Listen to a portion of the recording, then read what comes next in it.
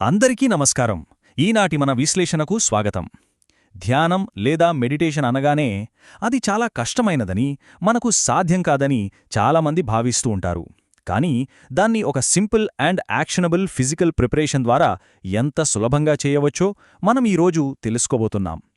ధ్యానం గురించి ఉన్న ఎన్నో అపోహలను పక్కన పెట్టి ఒక స్పష్టమైన ప్రాక్టికల్ బ్లూప్రింట్ని ఇక్కడ అనలైజ్ చేద్దాం.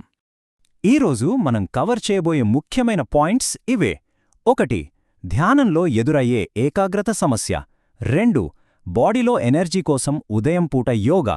3. రోజంతా పడ్డ స్ట్రెస్ రిలీఫ్ కోసం సాయంత్రం యోగా.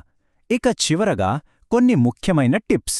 లేట్ చేయకుండా డైరెక్ట్గా టాపిక్లోకి వెళ్ళిపోదాం. మన మొదటి భాగం ఏకాగ్రత సమస్య. అదేనండి, ధ్యానంలో ఫోకస్ చేయలేకపోవడం. అసలు ధ్యానం చేద్దామని కళ్ళు మూసుకోగానే మనసు ఎందుకలా పరుగులు పెడుతుంది? ఒక 5 నిమిషాలు ప్రశాంతంగా కూర్చోవాలని ట్రై చేసి ఫెయిలైన ప్రతి ఒక్కరికీ ఇది బాగా కనెక్ట్ అవుతుంది.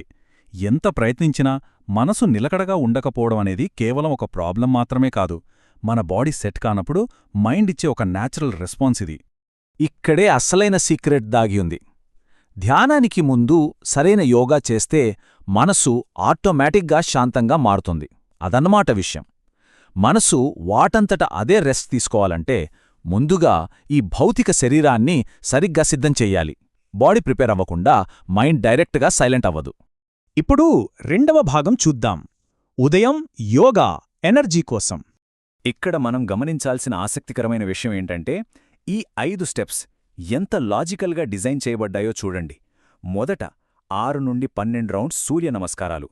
దీంతో బాడీ మొత్తం ఎనర్జీతో ఫిల్ అవుతుంది. ఆ తర్వాత తాడాసనం. ఇది మంచి గ్రౌండింగ్ ఇస్తుంది. అప్పుడు వృక్షాసనం. ఇది ఏకాగ్రతను అమాంతం పెంచుతుంది. ఈ ఫిజికల్ ప్రిపరేషన్ అంతా పూర్తయ్యాక అప్పుడు పద్మాసనం లేదా సుఖాసనంలో కూర్చుని ఒక 10-20 నిమిషాలు ధ్యానం చెయ్యాలి. కుదిరితే లాస్ట్లో ఆప్షనల్గా ప్రాణాయామం కూడా యాడ్ చేసుకోవచ్చు. ఉదయం సాయంత్రం లక్ష్యాల మధ్య ఉన్న ఈ స్పష్టమైన డిఫరెన్స్ని మనం అర్థం చేసుకోవాలి. ఉదయం పూట శరీరానికి ఫుల్ యాక్టివేషన్ అవసరం, అలాగే మైండ్ చాలా షార్ప్గా ఉండాలి. కాని సాయంత్రానికొచ్చేసరికి పరిస్థితి పూర్తిగా వేరు.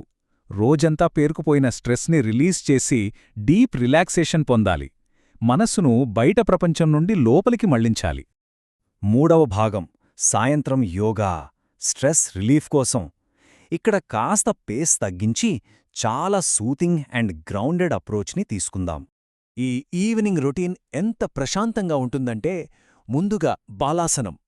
ఇది వేగానే మైండ్ ఇమ్మీడియట్గా కామ్ అయిపోతుంది. తర్వాత పశ్చిమోత్తానాసనం. మనస్సును బయట నుండి లోపలికి తీసుకెళ్తుంది. ఆపై విపరీతకరణి, అంటే జస్ట్ కాళ్లను పైకి గోడకు ఆనించి విశ్రాంతి తీసుకోవడం. దీనివల్ల లెగ్స్లో ఉన్న స్ట్రెస్ అంతా ఎగిరిపోతుంది. ఆ తర్వాత శవాసనంలో ఒక 5 నుండి 10 నిమిషాలు కదలకుండా పూర్తిగా రిలాక్స్ అవ్వాలి. ఫైనల్గా పద్మాసనం లేదా సుఖాసనంలో కూర్చుని ధ్యానం చేస్తే అబ్బా, ఆ స్ట్రెస్ అంతా మాయమైపోయి మనసు ఎంత ప్రశాంతంగా మారుతుందో స్పష్టంగా తెలుస్తుంది. ఇక మన 4వ భాగం ధ్యానంలో బెస్ట్ రిజల్ట్స్ కోసం పాటించాల్సిన కొన్ని ముఖ్యమైన సూచనలు.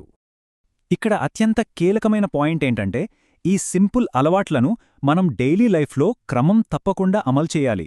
ప్రతిరోజూ ఖచ్చితంగా ఒకే సమయానికి ప్రాక్టీస్ చేయడం, వీలైనంతవరకు ఖాళీ కడుపుతో చేయడం, వెన్నెముకనెప్పుడూ తిన్నగా ఉంచడం, ఇవన్నీ బేసిక్ రూల్స్. కానీ అన్నిటికంటే ముఖ్యమైనదేంటంటే, ఆలోచనలు వచ్చినప్పుడు వాటిని ఆపాలని ఫైట్ చేయకూడదు. జస్ట్ ఒక సాక్షిలాగా వాటిని అబ్జర్వ్ చేస్తూ వదిలేయాలి, అంతే. ఇదంతా చూశాక మనకు అర్థమయ్యే పవర్ఫుల్ మెసేజ్ ఒక్కటే: ధ్యానం కష్టం కాదు, సరైన ప్రిపరేషన్ లేకపోవడం వల్లే అది కష్టంగా అనిపిస్తుంది. సోర్స్ మెటీరియల్ నుండి మనం తెలుసుకున్న ఎంతో ఎంపవరింగ్ కన్క్లూజన్ ఇది. సరైన క్రమంలో కరెక్ట్ పద్ధతిలో ప్రిపేర్ అవ్వడమే ఇక్కడ అసలైన మ్యాజిక్. ఇక ఈనాటి విశ్లేషణను ముగించే ముందు ఈ చిన్న ప్రశ్నను ఒకసారి ఆలోచిద్దాం. ఈరోజు నిశ్శబ్దానికి మనసు సిద్ధంగా ఉందా? మనం ఈరోజు చూసిన ఈ ఉదయం మరియు సాయంత్రం యోగా రొటీన్స్ని అప్లై చేయడం ద్వారా ఆ ప్రశాంతతను చాలా సులభంగా చేరుకోవచ్చు. ఈ ప్రాక్టికల్ బ్లూప్రింట్ని ఇంప్లిమెంట్ చేసి చూడండి. ఆటోమేటిక్గా శాంతించే మనసును మీరే గమనిస్తారు. మాతో పాటు ఈ విశ్లేషణలో ప్రయాణించినందుకు ధన్యవాదాలు. నెక్స్ట్ టైం మరో ఆసక్తికరమైన టాపిక్తో కలుద్దాం.